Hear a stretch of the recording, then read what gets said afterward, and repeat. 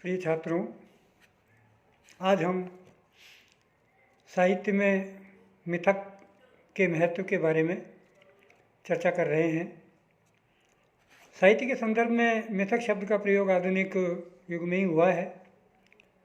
संस्कृत और अंग्रेजी दोनों में ही मैथ शब्द मिलता है। मैथ अंग्रेजी में, मिथ संस्कृत में, जिसका प्रयोग परंपरागत और पौराणिक कहानियों, आधारभूत सत्यों को प्रकट करने वाली मानव विश्वास से सृजित कहानियों और मानव विश्वासों को बिना तर्क के स्वीकार करने के अर्थ में होता रहा है। मिथक शब्द का निर्माण इसी मिथ शब्द के कर्तावाचक प्रत्यय के जोड़ने से हुआ है। यह शब्द आचार्य हर्षवर्धन द्विवेदी की देन है। साहित्य सृजन का क्षेत्र में मिथक अब एक ऐसा तत्व है जो व्यापक आयाम पाकर रहस्यात्मकता, लाक्षणिकता और विलक्षणता प्रदान करने में समर्थ है। मिथक के विस्तृत परिदृश्य में केवल पुराण की कथा ही नहीं, वरन लोक कथा तथा आख्यानात्मक कथाओं का समावेश भी होता है। प्राचीन साहित्य में उपलब्ध देवता, राक्षस, गंधर्व, यक्ष, किन्नर, ये सभी के संदर्भ मिथक के अंग बन गए हैं। इस प्रकार मिथक का क्षेत्र बहुत ही विस्तृत हो गया है और उसके अंग उपादान हो गए हैं। मिथक की उत्पत्ति के विषय में ये कहा जा सकता है कि जब आदिम समाज ने अपने मन की अभिव्यक्ति के लिए किसी साधन को चुना होगा तो उसके पास मिथक ही रहा होगा।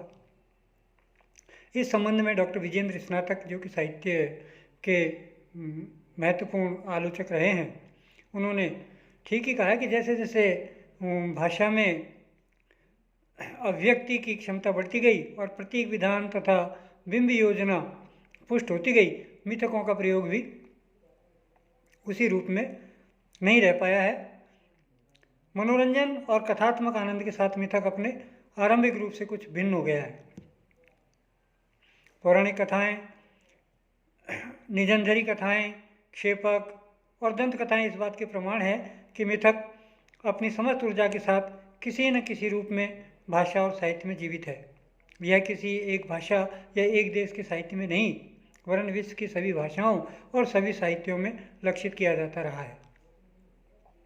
समाज के समष्टि चित्त की आधारभूत भूमि पर अवस्थित मिथ की प्रयोग भाषा के साथ गहरी पारंपरिकता का बोध कराने में समर्थ हैं।